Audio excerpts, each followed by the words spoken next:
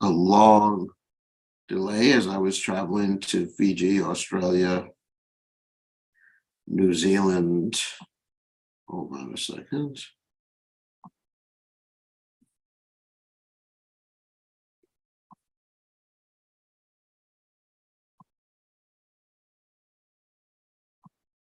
Check to make sure we're streaming.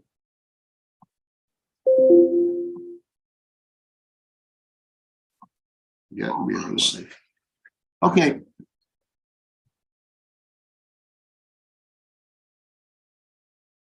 Good to see everybody again.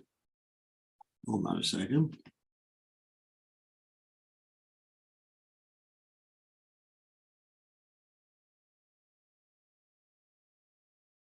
Okay, we are online again after my trip to Fiji and Australia and New Zealand. And it's good to see everybody for the evening class again. And, okay, let me check. And we're continuing with our reading of Krishna book, Prabhupada's Krishna book.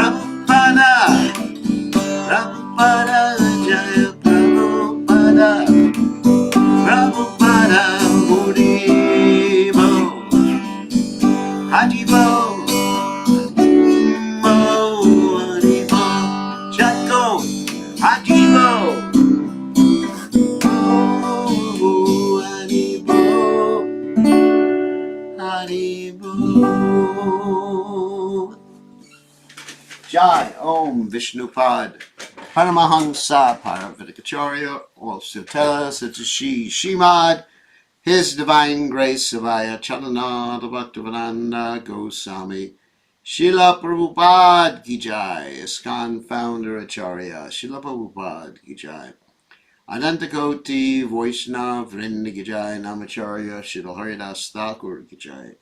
Prem Se Kaho Shri Krishna Chaitanya Prabhu Nityananda Shri Dvaita Gadadha Srivasati Gaur Bhakta Vrinda Ki Jai, Shri Shri Radhakrishna Gopi Gopinath Sayam Kunda Radhakunda Giri Govardhan Ki Jai, Vrindavanam Ki Jai, Mathuranam Ki Jai, Jagannath Swami Ki Jai, Yamunamai Ki Jai, Srimati Tulasi Devi Ki Jai, Samaveda Bhakta Vrinda Ki Jai, Gaur Premananda Hari Hari Bol.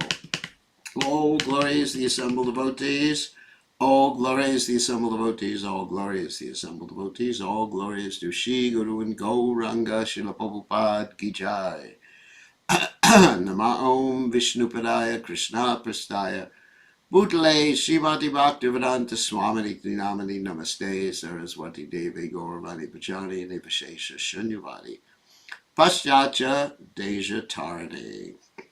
So we're going to continue with our reading of Krishna book. And starting up the classes again as long as I can continue doing it in terms of my travel schedule. And today we are continuing with text 62 in the Krishna book. Last time we talked about Usha and Aniruddha, and now we're going to continue with that particular story. Not text 62, chapter 62 of the Krishna book. Okay. And we will continue. So, Om Gana Timidanda Shah, Gananda Shana, Shlakaya Chakshu, Unmeditam Yena Tasmai Shigaravena Maha. And let me share the screen. Hold on a second. Share the screen. Here we go. Actually, 62 or is it 63? Oh, 63, sorry. 63 is the next chapter. So, here we go. We're sharing the screen. Oops. Oh, I see what's happening there. Yeah. Okay, sharing the screen. Let me just get it set up here so I can also see some other things. Alrighty. Oh, I understand. Oh, that is not the way to go. Hold on a second. Let's get the screen set up. There we go. Alright.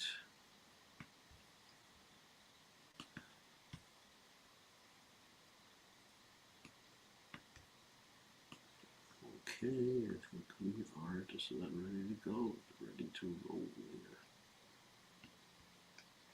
One more adjustment. And another adjustment.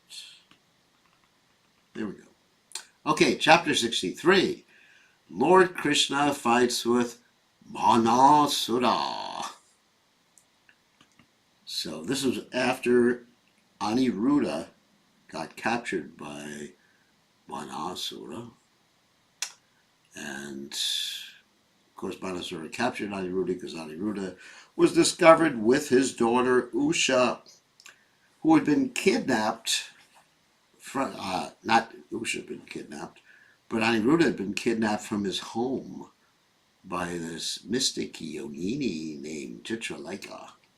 Okay, so then, because Aniruddha was captured by Manasura, Krishna had to come to rescue him. So this is what we're going to hear about now. When the 4 months of the rainy season had passed and Aniruddha had still not returned home, all the members of the Yadu family became very much perturbed. They could not understand how the boy was missing. Fortunately, one day, the great sage Narada came and informed the family about Aniruddha's disappearance from the palace. He explained how Aniruddha had been carried to the city of Shanitapura, the capital of Manasura's empire, and how Manasura had arrested him with the Naga Pasha. Even though, let me just put this, okay, even though Aniruddha had defeated his soldiers, this news was given in detail by Narada, and the whole story was disclosed. Then the members of the Yadu dynasty, all of them who had great affection for Krishna, prepared to attack the city of Shanitapura. Practically all the leaders of the family, including Pradyumna, Satyaki, Gada, Samba, Sharana, Nanda, Upananda, and Bhadra combined together and gathered 12 Akshahini military divisions into phalanxes. It's a lot of soldiers, elephants, etc. They all went to Shanitapura and surrounded it with soldiers, elephants, horses, and chariots. Manasura, let me just make sure the volume is correct here. 1 second. Yeah, it should be all right. Okay. So Manasura heard that the soldiers of the Yadu dynasty were attacking the whole city, tearing down various walls, gates, and nearby gardens. Becoming very angry, he immediately ordered his soldiers, who were of equal caliber, to go and face them. Lord Shiva is so kind to Manasura that he personally came as the commander-in-chief of the military force, assisted by his heroic sons, Kartikeya and Ganapati. Nandishra, Lord Shiva, seated on his favorite bull, led the fighting against Lord Krishna and Balaram. We can simply imagine, because the English is not so good there. Anyway, we can simply imagine how fierce the fighting was. Lord Shiva with his valiant sons on one side, and Lord Krishna, the Supreme Personality of Godhead, and his elder brother, Sri Balaramaji, on the other. The fighting was so fierce that those who saw the battle were struck with wonder, and the hairs on their bodies stood up.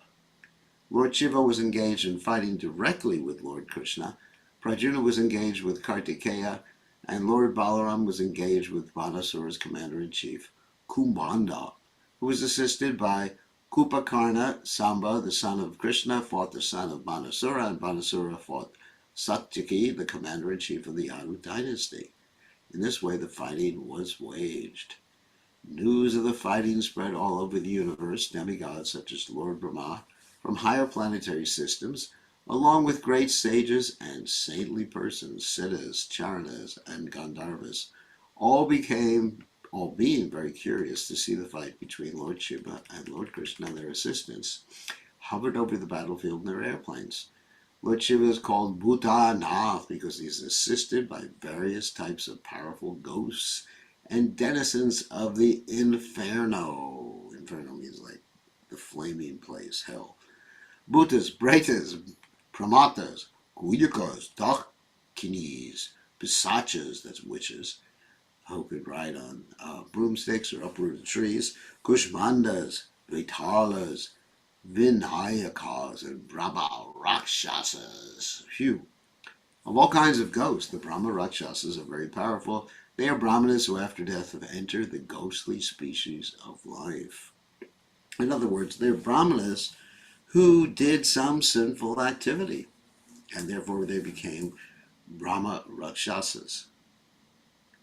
And actually, in one sense, Ravan was a Brahma Rakshasa because he was a crossbreed between a Brahmin uh, and a Rakshasa. Kekasi was the Rakshasini, and Vishravas was the Brahmin. And so they had Ravan, Kumbhakarna, Vibhishan, and that beautiful girl, Surpanaka. The Supreme Personality of Godhead, Sri Krishna, simply drove all these ghosts away from the battlefield with the arrows from his celebrated bow, Shanga Dhanor. Lord Shiva then began to release all his selected weapons against the Personality of Godhead.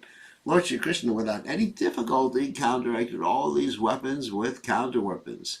He counteracted the Brahmastra, similar to the atomic bomb, with another Brahmastra, and an air weapon with a mountain weapon. Lord Shiva released a particular weapon, bringing about a violent hurricane on the battlefield. Lord Krishna presented just the opposing element, a mountain weapon, which checked the hurricane on the spot. Similarly, when Lord Shiva released his weapon of devastating fire, Krishna counteracted it with torrents of rain. So one may ask, what's happening here? I thought Lord Shiva is Vaishnavanam Yata Shambhu. He's actually considered to be the best of all Vaishnavas. So why is he fighting with Krishna? Well, he's fighting with Krishna to give Krishna pleasure. Krishna is enjoying this chivalrous exchange with Lord Shiva, and Lord Shiva is enjoying the chivalrous exchange with Krishna. It's not that Lord Shiva is under Mahamaya. He's actually under Yogamaya. And being under Yogamaya, he sometimes appears to forget that Krishna is the Supreme Personality of Godhead, so he can actually serve the Lord, just like Arjuna.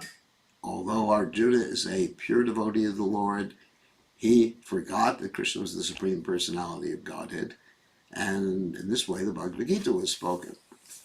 So this happens with the greatest devotees sometimes. And this is for Krishna's pleasure. Because Krishna enjoys fighting with Lord Shiva. Krishna enjoys fighting with his friends. Krishna enjoys fighting with his devotees. Just like Krishna made the arrangement for Jai and Vijay to come down and be Hiranyaksha, Hiranyakashipu, Kumbhakarna, Ravana, and Dantavakra, and Shishupal. At last, when Lord Shiva released his personal weapon, the Pashupata Astra, Krishna immediately counteracted it with the Narayana Astra. Lord Shiva then became exasperated in fighting with Lord Krishna. Krishna then took the opportunity to release his yawning weapon. When this weapon is released, the opposing party becomes tired, stops fighting, and begins to yawn. Consequently, Lord Shiva became fatigued, so fatigued that he refused to fight anymore and began yawning. Krishna was now able to turn his attention from the attack of Lord Shiva to the efforts of Banasura, and he began to kill Banasura's personal soldiers with swords and clubs. Meanwhile, Lord Krishna's son, Prajuna, was fighting fiercely with Kartikeya, the commander-in-chief of the demigods. Kartikeya was wounded and his body was bleeding profusely. In this condition, he left the battlefield and without fighting any more rode away on the back of his peacock carrier. Similarly, Lord Balaram smashed Banasura's commander-in-chief, Kumbhanda, with the strokes of his club. Kumbhakarna was also wounded in this way, and both he and Kumbhanda fell on the battlefield. Kumbhanda being fatally wounded, without guidance, all of Banasura's soldiers scattered here and there. When Banasura saw that his soldiers and commanders had been defeated, his anger only increased. He thought it wise to stop fighting with Satyaki, Krishna's commander-in-chief, and instead directly attack Lord Krishna. Now, having the opportunity to use his 1,000 arms, he rushed toward Krishna, simultaneously working 500 bows and 2,000 arrows. Phew. Such a foolish person could never measure Krishna's strength. Immediately, without difficulty, Krishna cut each of Banasura's bows into 2 pieces, and to check him from growing further, made the horses of his chariot lie on the ground so that the chariot broke to pieces. After doing this, Krishna blew his conch shell, Panchajanya. There was a demigoddess named Kotara, who was worshipped by Banasura, and the relationship was as mother and son. Mother Kotara was upset that Banasura's life was in danger, so she appeared on the scene. With naked body and scattered hair, she stood before Lord Krishna. Sri Krishna did not like the sight of this naked woman, and to avoid seeing her, he turned his face. Banasura, getting this chance to escape Krishna's attack, left the battlefield. All the strings of his bows had been broken, and there was no chariot or driver, so he had no alternative but to return to his city. He lost everything in the battle. Being greatly harassed by the arrows of Krishna, all the associates of Lord Shiva, the hobgoblins and ghostly Bhutas, Pretas, and Kshatriyas, left the battlefield. Lord Shiva then took to his last resort. He released his greatest death weapon, known as Shivadwara, which destroys by excessive heat. It is said at the end of the creation, the sun becomes 12 times more scorching than usual. This 12 times hotter temperature is called Shivadwara. When the Shivadwara personified was released, he had 3 heads and 3 legs, and as he came toward Krishna, it appeared that he was burning everything to ashes. He was so powerful that he made blazing fire appear in all directions, and Krishna observed that he was specifically coming toward him. As there is a Shivadwara weapon, there is also a Narayanadwara weapon, which is represented by excessive cold. When there's excessive heat, one can somehow or other tolerate it. But when there's excessive cold, everything collapses. This is actually experienced by a person at the time of death. At the time of death, the temperature of the body, first of all, increases to 170 degrees, 107 degrees Fahrenheit. And then the whole body collapses and immediately becomes as cold as ice. To counteract the scorching heat of the Shivadwara, there is no other weapon but the Narayanadwara. Therefore, when Lord Krishna saw that the Shivadwara had been released by Lord Shiva, he had no recourse other than to release the Narayanadwara. Lord Sri Krishna is the original Narayana and the controller of the Narayanadwara weapon. When the Narayanadwara was released, there was a great fight between the 2 dwaras. When excessive heat is counteracted by extreme cold, it is natural for the hot temperature to gradually reduce, and this is what occurred in the fight between the Shivadwara and the Narayanadwara. Gradually, the Shivadwara's temperature diminished, and the Shivadwara began to cry for help from Lord Shiva, but Lord Shiva was unable to help him in the presence of the Narayanadwara. Unable to get any help from Lord Shiva, the Shivadwara could understand that he had no means of escape outside of surrendering under Narayan, Lord Krishna himself. Lord Shiva, the greatest of the demigods, could not help him, what to speak of the lesser demigods, and therefore the Shivadwara ultimately surrendered unto Krishna, bowing before him and offering a prayer so that the Lord might be pleased and give him protection. This incident of the fight between the ultimate weapons of Lord Shiva and Lord Krishna proves that if Krishna gives someone protection, no one can kill him, and if Krishna does not give one protection, no one can save him. Lord Shiva is called Mahadeva, the greatest of all the demigods, although sometimes Lord Brahma is considered the greatest of all the demigods because he can create. However, Lord Shiva can annihilate the creations of Brahma. Still, both Lord Brahma and Lord Shiva act only in one capacity. Lord Brahma can create and Lord Shiva can annihilate, but neither of them can maintain. Lord Vishnu, however, not only maintains but creates and annihilates also. Factually, the creation is not affected by Brahma because Brahma himself is created by Lord Vishnu. And Lord Shiva is created or born of Brahma. The Shivadwara thus understood that without Krishna or Narayan, no one could help him. He therefore rightly began to take shelter of Lord Krishna, and with folded hands he began to pray as follows. My dear Lord, I offer my respectful obeisances unto you because you have unlimited potencies. No one can surpass your potencies, and thus you are the Lord of everyone. Generally, people consider Lord Shiva the most powerful personality in the material world, but Lord Shiva is not all powerful. You are all powerful. This is factual. You are the original consciousness or knowledge. Without knowledge or consciousness, nothing can be powerful. A material thing may be very powerful, but without the touch of consciousness, it cannot act. A material machine may be gigantic and wonderful, but without the touch of someone conscious and in knowledge, the material machine is useless for all purposes. My Lord, you are a complete knowledge, and there is not a pinch of material contamination in your personality.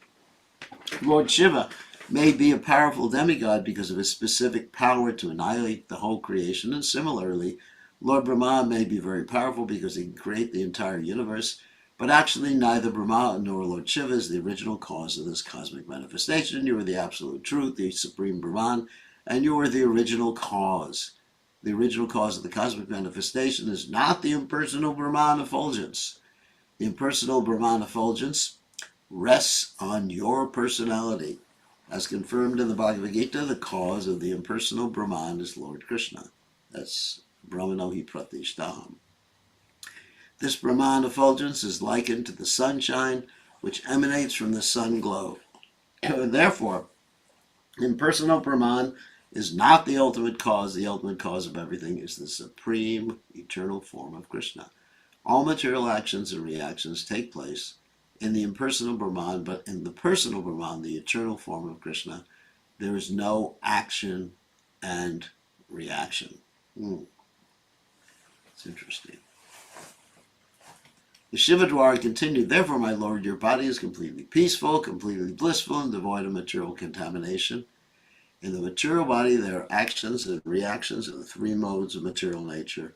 The time factor is the most important element above all others because the material manifestation is affected by the agitation of time. As Krishna says, Kalo Asmi, I am time. Thus, natural phenomena come into existence, and as soon as phenomena appear, fruitive activities are visible. As a result of these fruitive activities, a living entity takes this form.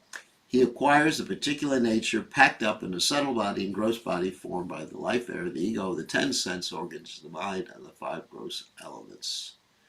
These then create the type of body which later becomes the root cause of various other bodies, which are acquired one after another by means of the transmigration of the soul.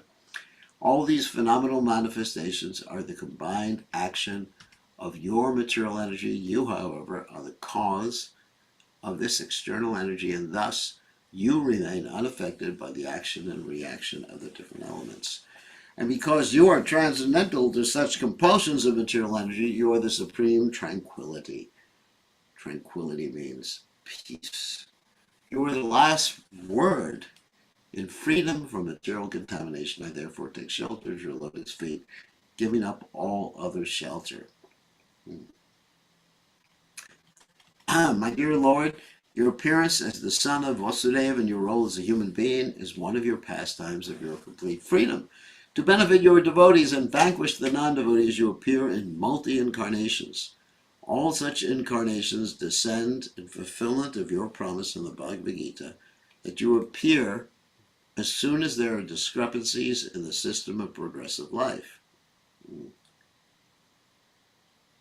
And you appear Prijnaya like that. Sadhunam Vidashaya Chadushkritam. You come to protect the devotees, annihilate the irreligious people, and establish religious principles. When there are disturbances by irregular principles, my dear Lord, you appear by your internal potency. Your main business is to protect and maintain the demigods and spiritually inclined persons, and to maintain the standard of material law and order. Considering your mission of maintaining such law and order, your violence toward the miscreants and demons is quite befitting. This is not the first time you have incarnated. It is to be understood that you have done so many, many times before. My dear Lord, I beg to submit that I have been greatly chastised by the release of your Dharayana Dwara, which is certainly very cooling, yet at the same time severely dangerous and unbearable for all of us. My dear Lord, as long as one is forgetful of Krishna consciousness, driven by the spell of material desires, and ignorant of the ultimate shelter at your lotus feet, one who has accepted this material body becomes disturbed by the threefold miserable conditions of material nature. Because one does not surrender unto you, he continues to suffer perpetually. After hearing the Shivadwara, Lord Krishna replied, O three-headed one, I am pleased with your statement. Be sure there will be no more suffering for you from the Narayana Dwara. Not only are you now free from fear of the Narayana Dwara, but anyone in the future who simply recollects this fight between you and the Narayana Dwara will also be freed from all kinds of fear. After hearing the Supreme Personality of God in the Shivadwara offered respectful obeisances unto his lotus feet and left. So anyone who hears about this fight will be freed from all kinds of fear. In the meantime, Manasura somehow or other recovered from his setbacks and with rejuvenated energy returned to fight. This time, Manasura appeared before Lord Krishna, who was seated on his chariot with different kinds of weapons in his 1,000 hands. Very much agitated, Manasura splashed his different weapons upon the body of Lord Krishna like torrents of rain. When Lord Krishna saw the weapons of Manasura coming at him, like water coming out of a strainer, remember he had 1,000 arms, he took a sharp-edged Sudarshana disc and began to cut off the demon's 1,000 arms one after another, just as a gardener trims the twigs of a tree with sharp cutters.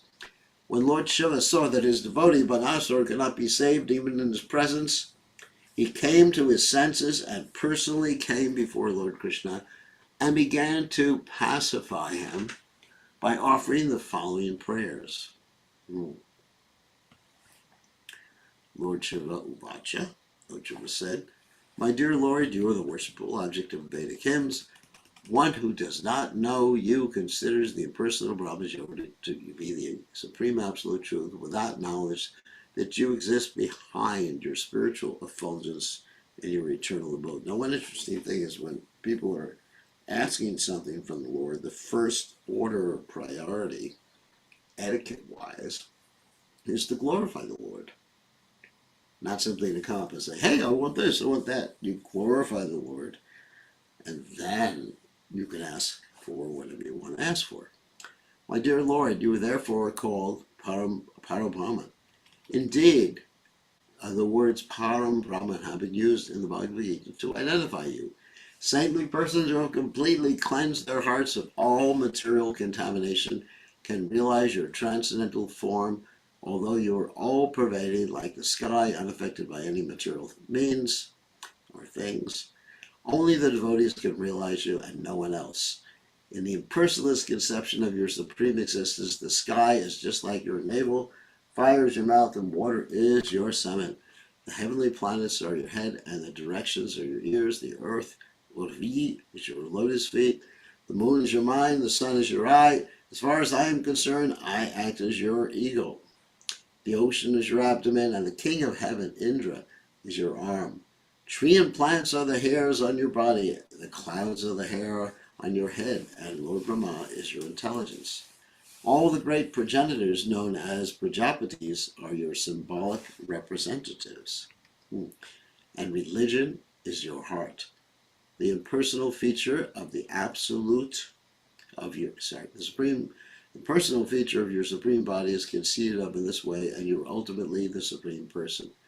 The impersonal feature of your supreme body is only a small expansion of your energy. You are likened to the original fire, and your expansions are its light and heat. A lot of philosophy there. So, in other words, Krishna's energy, or energies, are his expansions.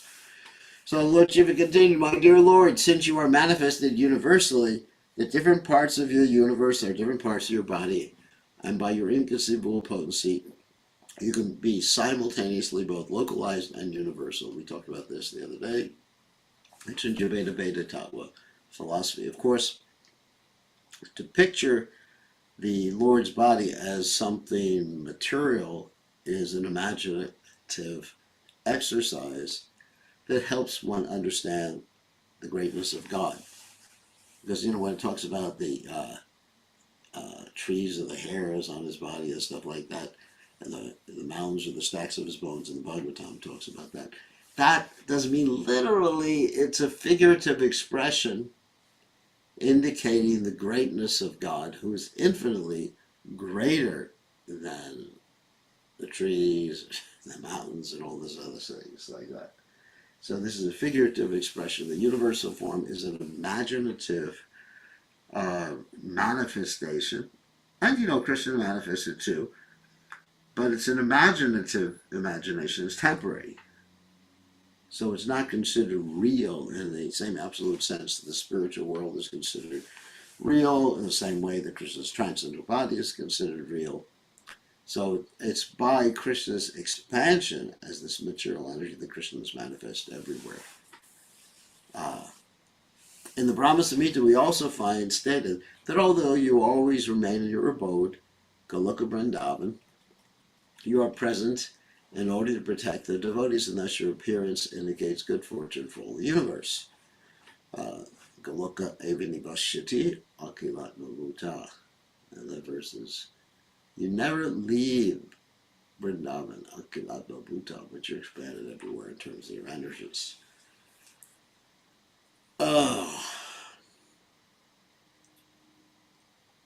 You always remain in your abode, Goloka Vrindavan, you're present everywhere. As stated in the Bhagavad Gita, you appear in order to protect the devotees, and thus your appearance indicates good fortune for all the universe. All the demigods are directing different affairs of the universe by your grace only. Thus the 7 upper planetary systems are maintained by your grace.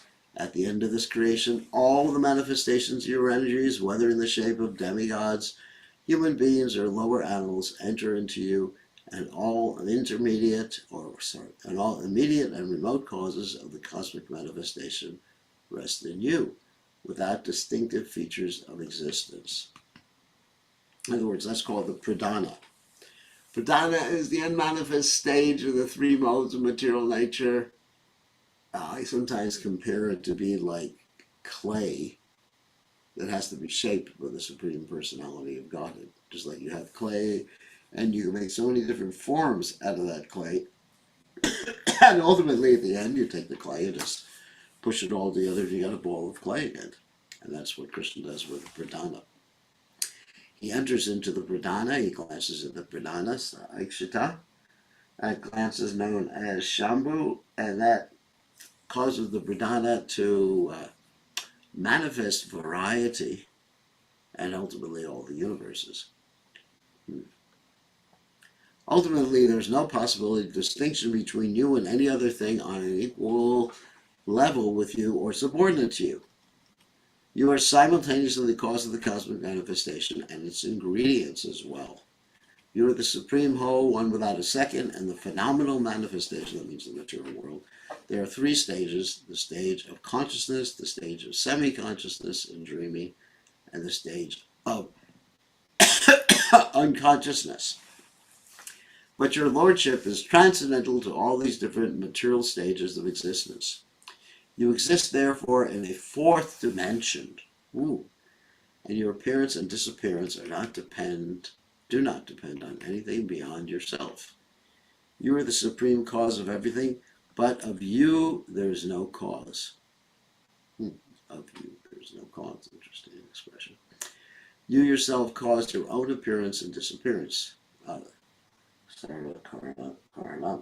That's really Brahma Samhita, Ishvara Parama Krishna, Satchananda Vigraha. Anadir Adir Govinda Sarva Karna Karnam.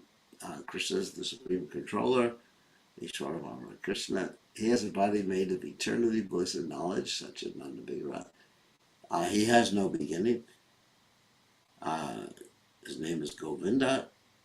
Sarva Karma, Sarva Karna Karna. So he is the cause of all causes. Ishvara Parama Krishna Satchananda Vigraha Nadiradir Govinda Sarva Karna Karna.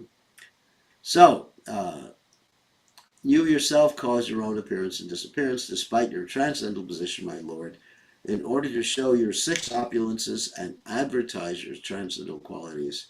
You have appeared in different incarnations: fish, tortoise, boar, Nishigakeshava, and others, by your personal manifestation, and you have appeared as different living entities by your separated manifestations. That's us. Separated manifestations is Mamavangsa Jiva Loke Jiva Bhuta Sanatana.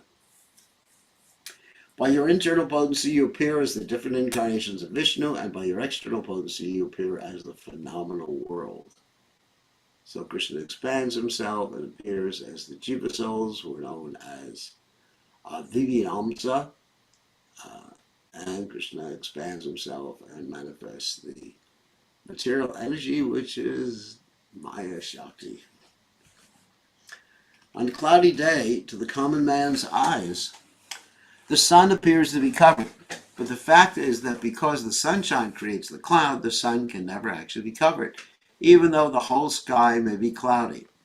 Similarly, less intelligent men claim that there is no God, but when the manifestation of different living entities and their activities is visible, enlightened persons see you present in every atom through the medium of your external and marginal energies. So in other words, that means to see Krishna in everything.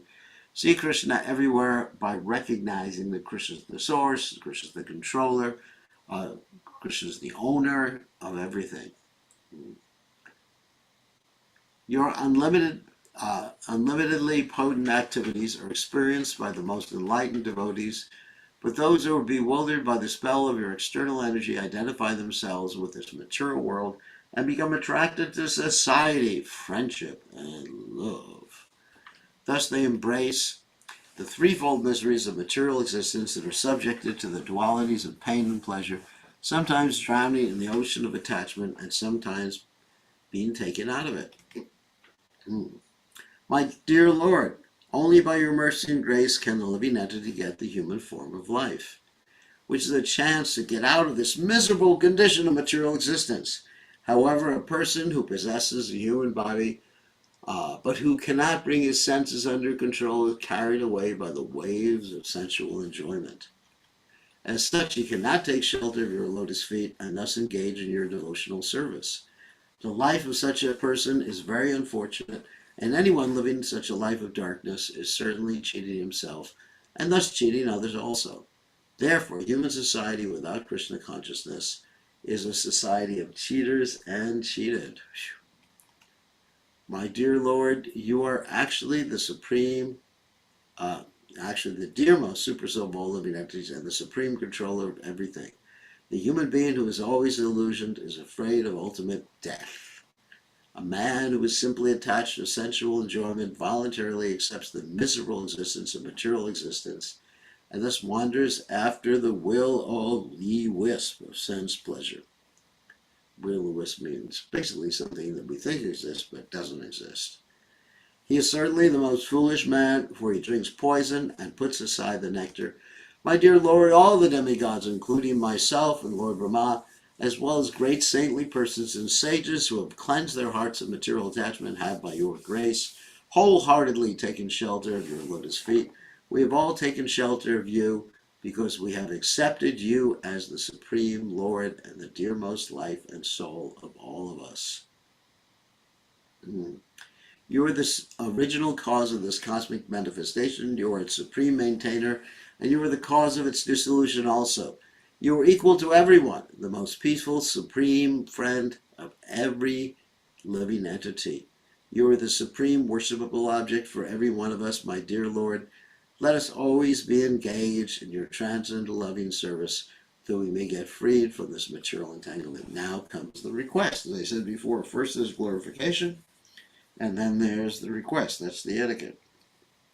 Finally, my Lord, I may inform you that this Manasur is very dear to me. He has rendered valuable service unto me, and therefore I want to see him always happy. Being pleased with him, I have assured him safety. I pray to you, my Lord, that as you were pleased with his forefathers, King Prahlad and Bali Maharaj, you will also be pleased with him. So he's the great grandson of Prahlad Maharaj. Bali Maharaj is the grandson. After hearing Lord Shiva's prayer, Lord Krishna replied, "My dear Lord Shiva, I accept your statements and I also accept your desire for Banasura. I know that this Banasura is the son of Bali Maharaj, and as such I cannot kill him, for that is my promise. I gave a benediction to King Prahlad that the demons who would appear in his family would never be killed by me."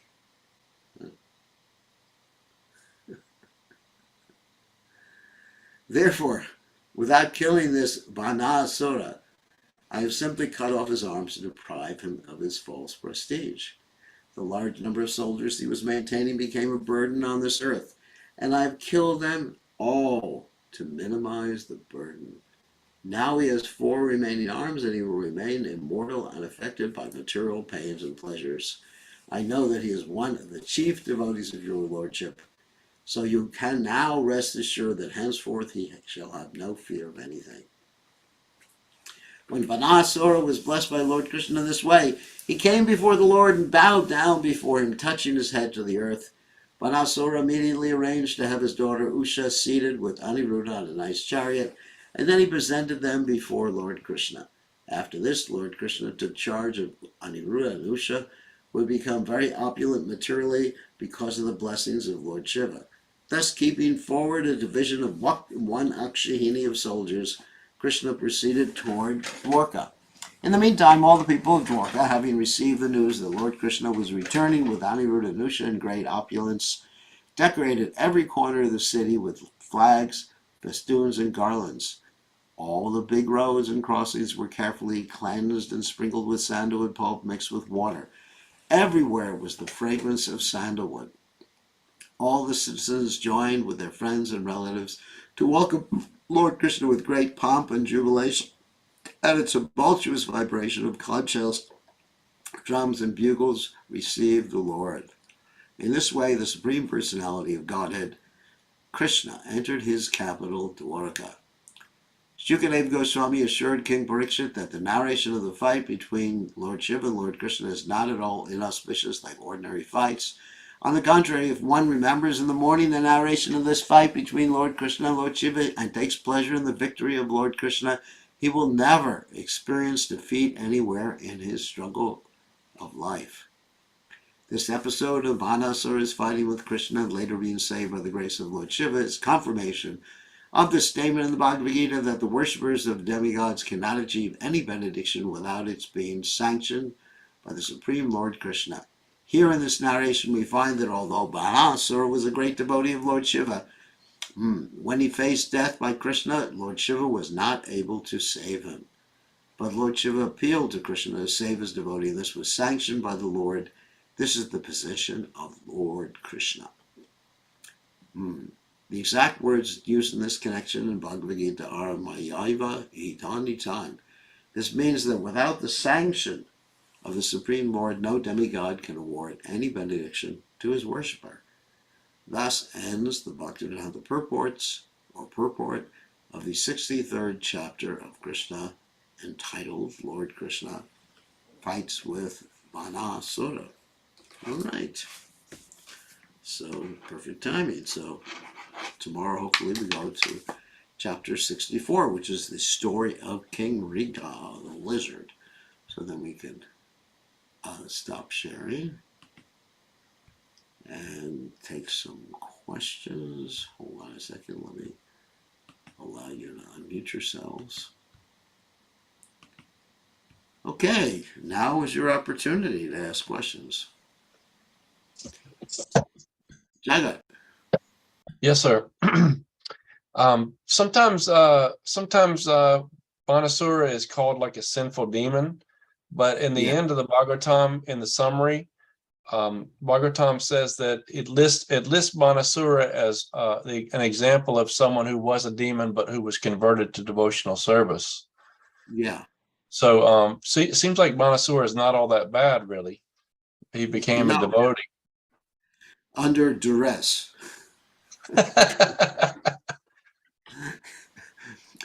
Will you become a devotee, or else I'm going to kill you?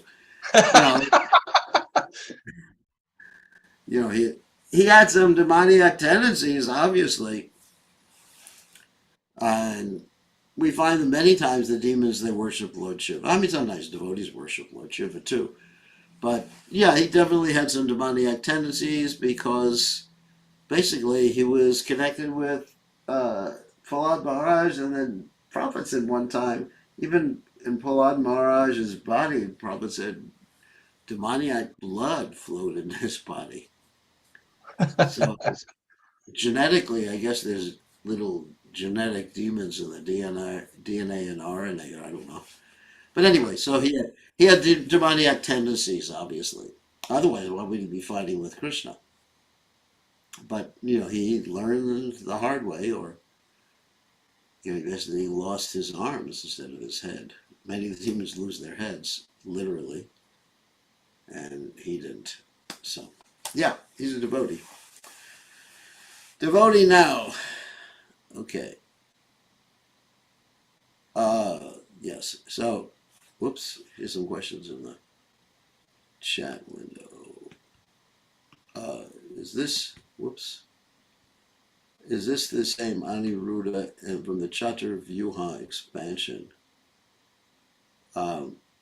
So this is interesting also in regard to Prajuna.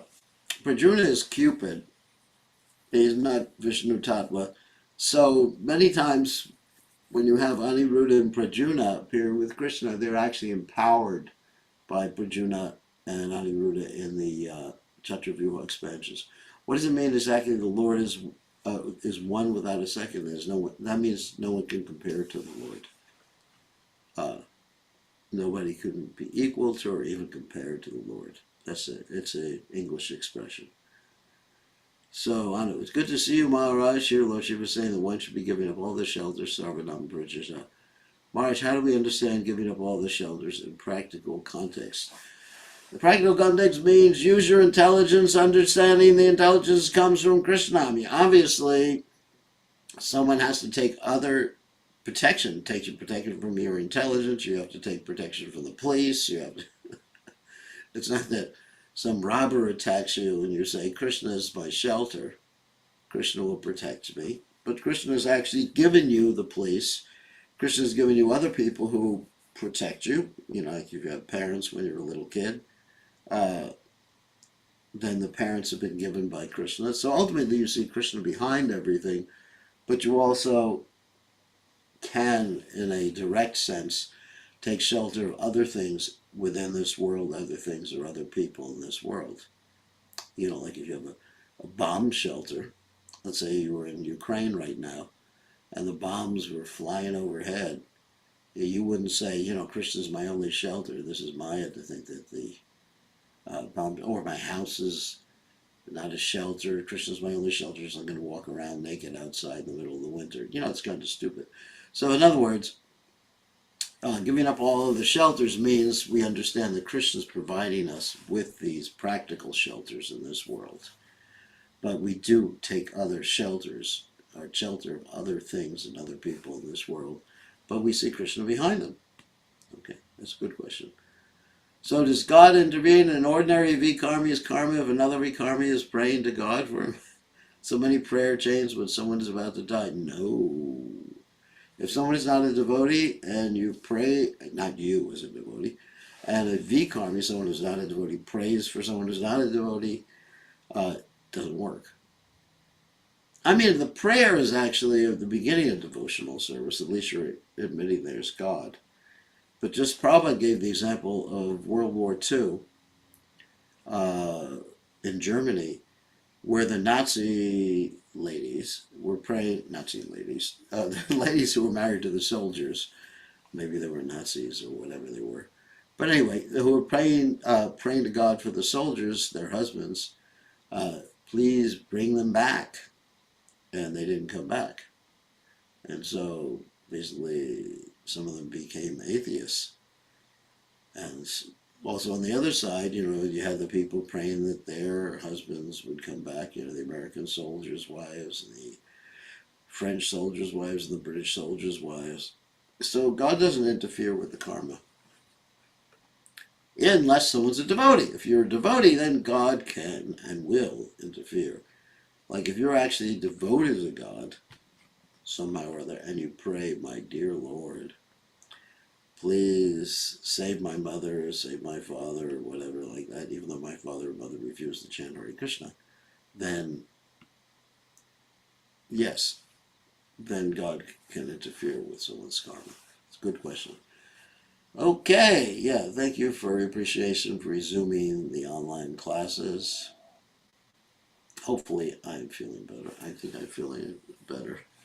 Somehow or other, by Krishna's grace, he's keeping this old guy alive. Somehow or other. For a little while longer. So, any other questions? Anyone want to raise their hand or unmute themselves or write in the text window, the chat window? Glad to see you, Gurudev. Good to see you, Rishikesh. Just wanted to thank you. Oh. Currently, I'm in California, Gurudev. I'm Oh, you're living in today back in California. North Carolina. Yeah, yeah. When are you coming back? I'm coming tonight, Gurudev. I was there for Oh, past 2 weeks. oh, Yeah, I went. I met Vasant Prabhu. You know Vasant Prabhu. oh, Vasant. Yeah, In I just stayed at his house on my yeah, way you back stayed from. in yeah. We met his family in the ISP temple, ISKCON Yeah, Silicon Valley temple. yeah. He and his wife. I stayed with the family and son Madhav Right. one night on your way back from Fiji. Did he tell you that? Yeah. Yeah. He told me that he showed me a picture also with the family. Uh, Yeah, very nice. Very nice couple, and they're very hospitable. yes, He's Gurudev. Very nice. okay. I guess if there's no questions or anything, we can end now, and we'll see everybody hopefully tomorrow, same time, same station. All glories to His Divine Grace, A.C. Bhaktivedanta Swami. Srila Prabhupada.